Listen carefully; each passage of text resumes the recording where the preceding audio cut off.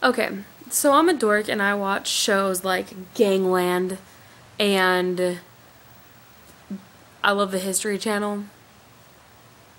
I like CSI, but anyway, that's not the point. I'm watching Gangland today earlier, and if you've never seen the show, definitely check it out. It's actually kind of interesting to see.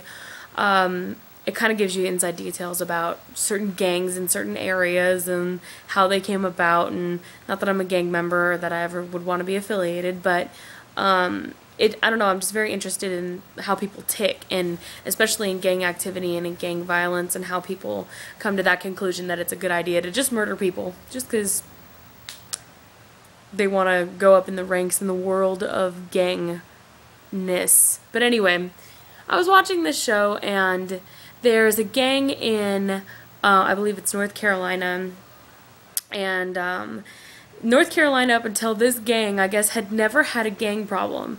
And being that I'm from about an hour outside of LA, not that I live in a gang-infested neighborhood or anything like that, but being that I live in California and I've seen some things and heard some things and know people who know things,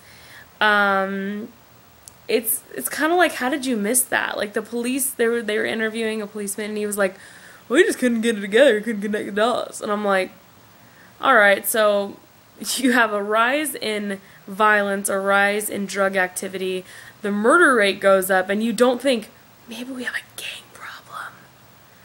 But evidently that wasn't at the forefront of their mind. And like I said, maybe it's because I live outside of LA, and that's just a fact of life when you live in California. But, and not that it interrupts you living in it, it doesn't interfere with you living in California, but it kind of just blew my mind that, you know, not that he was a country bumpkin and it was like, oh, you stupid hick. It's like, did you not see the signs, and did no one else consult anybody? Because you probably could have saved a few more lives.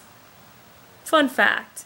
If you would have consulted other people, or at least looked at statistically in other areas of the United States, when there's a rise in drug activity and then the murder rate goes up and all these other things, and you notice, I don't know, a bunch of people hanging out on street corners all wearing the same color, maybe you've got a gang problem.